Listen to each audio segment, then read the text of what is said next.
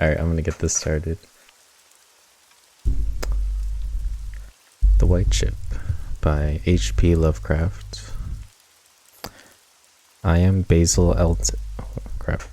I am Basil Elton, keeper of the North Point light that my father and grandfather kept before me. Far from the shore stands the grey lighthouse, above sunken slimy rocks that are seen when the tide is low, but unseen when the tide is high.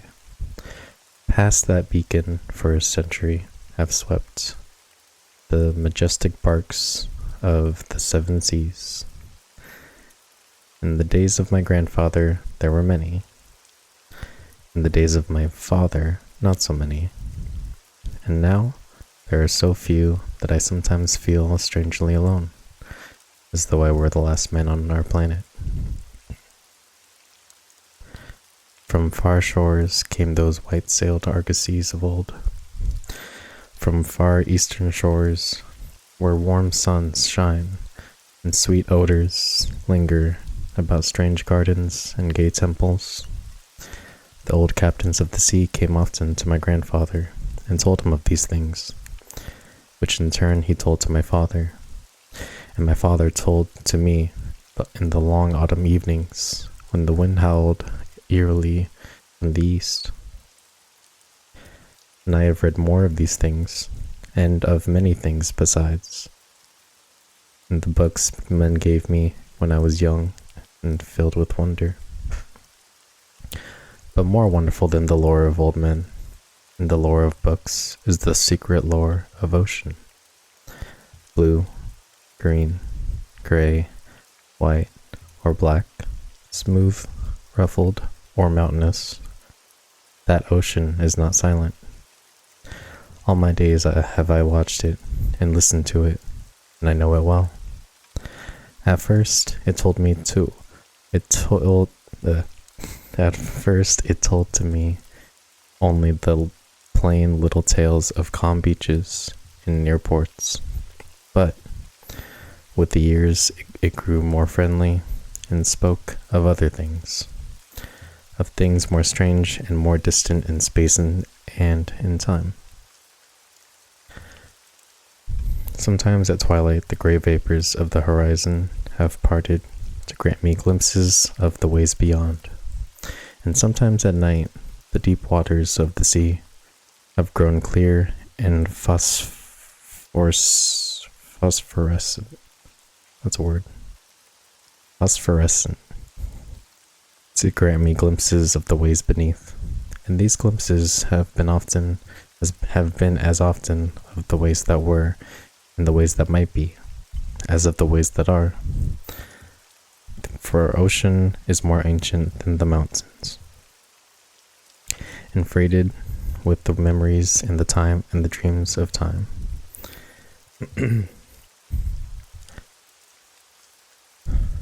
Out of the south, it was that the white ship used to come when the moon was full and high in the heavens. Out of the south, it would glide very smoothly and silently over the sea, and whether the sea was rough or calm, and whether the wind was friendly or adverse, it would always glide smoothly and silently, its sails distant, and its long strange tiers of oars moving rhythmically. One night I espied upon the deck a man bearded and robed, and he seemed to beckon me to embark for fair unknown shores. Many times afterward I saw him under the full moon. Never did he beckon me. Very brightly did the moon shine on the night I answered the call, and I walked out over the waters to the white ship on a bridge of moonbeams. The man who had beckoned now spoke a welcome to me in a soft language I seemed to know well. And the hours were filled with white songs, and the hours were filled with soft songs of the oarsmen as we glided away into a mysterious south, golden with the glow of that full, mellow moon. And when the day dawned, rosy and effulgent, I beheld the green shore of far lands, bright and beautiful, and to me unknown. Up from the sea rose lordly terraces of verdure, trees studded, and shewing here and there the gleaming white roofs and colonnades of strange temples. As we drew nearer the green shore, the bearded man told me of that land, the land of Zar, where dwell all the dreams and thoughts of beauty that come to men once and then forgotten. And when I looked upon the terraces again, I saw that what he said was true.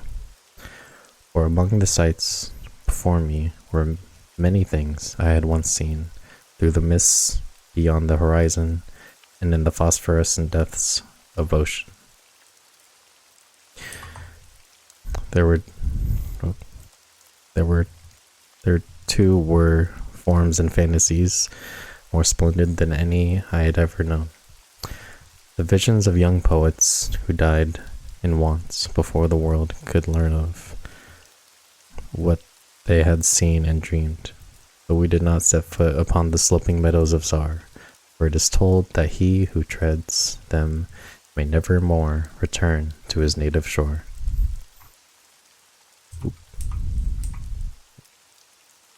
As the white ship sailed silently away from the temple terraces of Zar, we beheld on the distant horizon ahead the spires of a mighty city. And the bearded man said to me, "This is the Larian, the city of 1,000 wonders, wherein reside all those mysteries that man has striven in vain to fathom." And I looked again, at closer range, and saw that the city was greater than any city I had known or dreamed of before. Into the sky the spires of its temples reached, so that no man might behold their peaks, and far back beyond the horizon stretched the grim, gray walls, over which one might spy only a few roofs, and far back beyond the horizon stretched... Wait, I just read that. Weird and ominous, yet adorned with rich friezes and alluring sculptures. I yearned mightily to enter this fascinating yet repellent city, and besought the bearded man to land me at the stone pier by the huge cavern gate,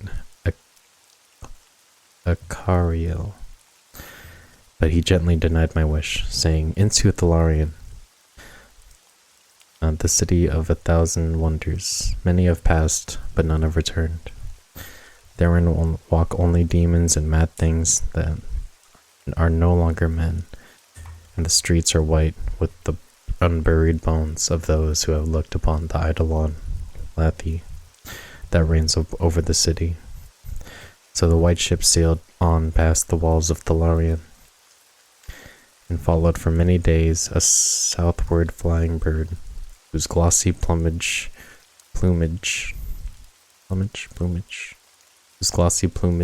matched the sky out of which it had appeared. Then came we to a pleasant coast gay with blossoms of every hue, where as far inland as we could see vast lovely groves and radiant arbors beneath the meridian sun.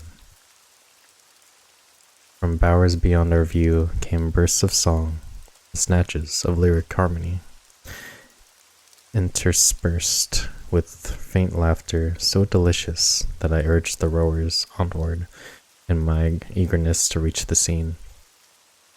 And the bearded man spoke no word, but watched me as we approached the lily-lined shore. Suddenly, a wind blowing from over the flowery meadows and leafy woods brought a scent of which I trembled. The wind grew stronger, and the air was filled with the lethal, charnel odor of plague-stricken towns and uncovered cemeteries. As we sailed madly away from that damnable coast, the bearded man spoke at last, saying, "This is Shura, the land of pleasures unattained. Oh shit, there's more. So once more, the white ship followed the bird of heaven over warm, blessed seas fanned by caressing aromatic breezes. Day after day and night after night did we sail, and when the moon was full, we would listen to soft songs of the oarsmen, sweet as on that distant night when we sailed away from my far native land.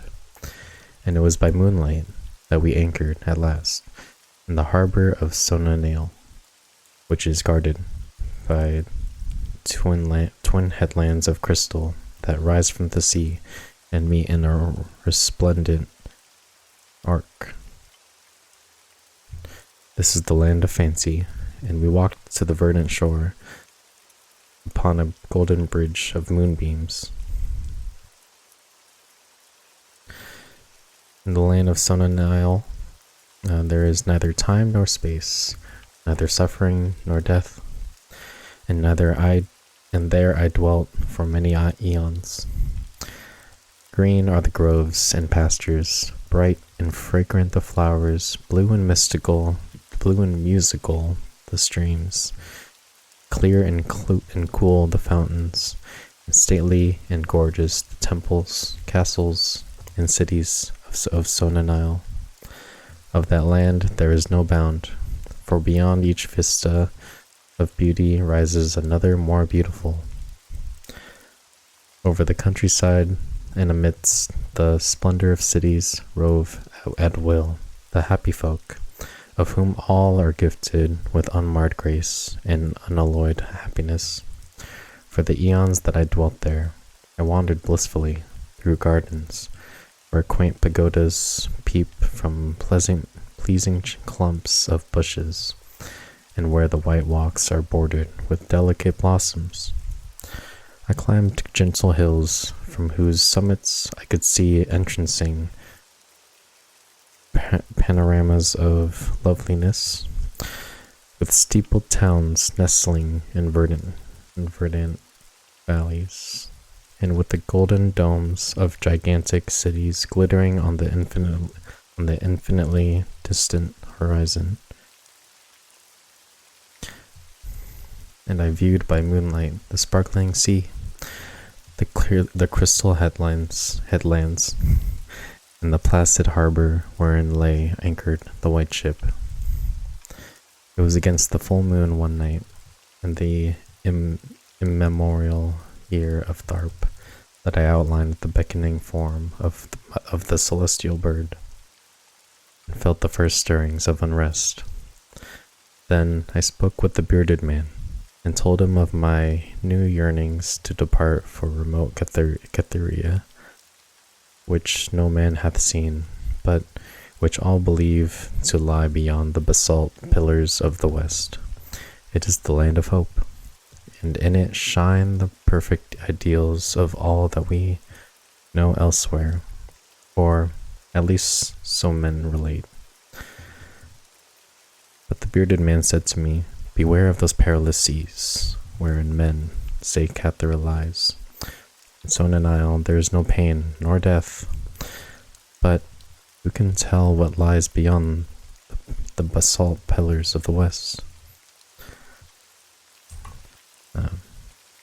Nonetheless, at the next full moon I boarded the white ship, and with the reluctant bearded man left the happy harbor for untraveled seas. And the bird of heaven flew before, and led us toward the basalt pillars of the west, but this time the oarsmen sang no soft songs under the full moon. In my mind I would often picture the unknown land of Cathuria with its splendid groves and palaces, and would wonder what new delights there awaited me. Cathuria, I would say to myself, is the abode of gods, and the land of unnumbered cities of gold. It's Cathuria, I would say to myself. Oh wait, I just read that. Sorry. It's forests of aloe, and sandalwood, even as the fragrant groves of Camoran. and among the trees flutter gay birds sweet with song. On the green flowery mountains of Cytherea stand temples of pink marble, rich with carven and painted glories, and having in their courtyards cool fountains of silver, where purl with ravishing music the scented waters that come from the grotto-born river Narg. And the cities of Cytherea are cinctured with golden walls, and their pavements are of gold, of gold. And the gardens of these cities are strange orchids, and performed lakes whose beds are of coral and amber. At nights the streets and the gardens are lit with gay lanthorns, fashioned with the three-colored shell of the tortoise, and the gardens and here resound the soft notes of the singer and the lutenist. And the houses of the cities of Cytherea are all palaces, each built over a fragrant canal, bearing the waters of the sacred Narg. Of marble and porphyry are the houses, and roofed with glittering gold that reflects the rays of the sun, and enhances the splendor of the cities, as blissful gods view them from the distant peaks. Fairest of all is the palace of the great monarch Dorib, whom some say to be a demigod, and others a god. High is the palace of Dorib, and many are the turrets of marble upon its walls. In its wide walls, many multitudes assemble, and here hang the trophies of the ages. And the roof is of pure gold, set upon tall pillars of ruby and azure, and having such carven figures of gods and heroes that he who looks up to those heights seems to gaze upon the living Olympus. And the floor of the palace is of glass, under which flow the cunningly lighted waters of the Narg, gay with gaudy fish, not known beyond the bounds of lovely Cytherea. Thus would I speak to myself of Cytherea, but ever would the bearded man warn me to turn back to the happy shores of Sonanile, for Sonanile is known of men, while none hath ever beheld Cytherea. On the first day that we followed the bird, we beheld the basalt pillars of the west. Shrouded in mist they were, so that no man might peer beyond them, or see their summits, which indeed some say reach even to the heavens. And the bearded man again implored me to turn back, but I heeded him not. For from the mists beyond the basalt pillars I fancied, there come the notes of singer and lutenist, sweeter than the sweetest songs of Sonanile, and sounding mine own praises, the praises of me, who had voyaged under the full moon and dwelt in the land of fancy.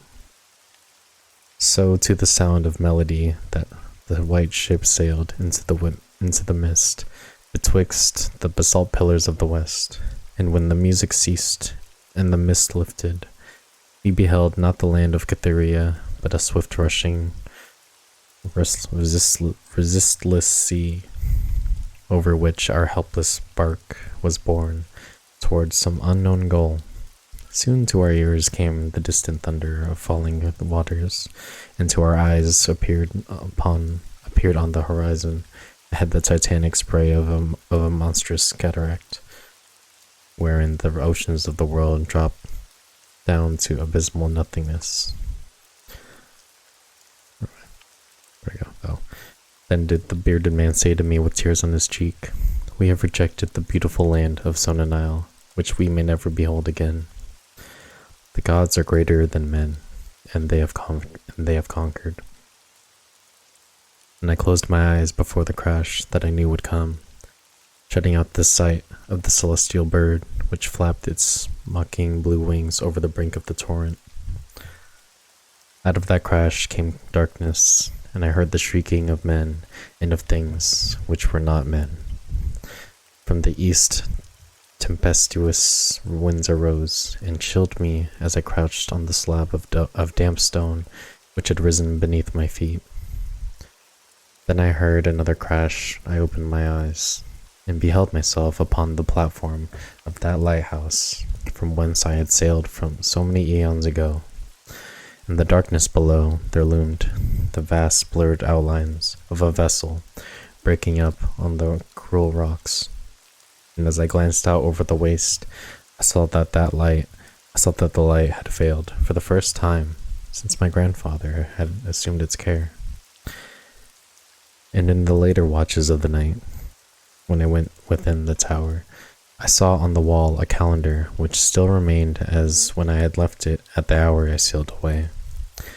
With the dawn, I descended the tower and looked for wreckage upon the rocks, but what I found was only this: a strange dead bird whose hue was of the azure sky, and a single shattered spar of a whiteness greater than that of the wave tips or of the mountain snow.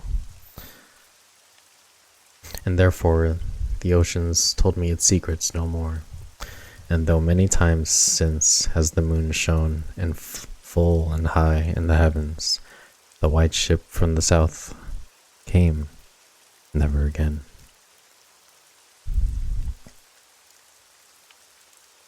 Oh shit.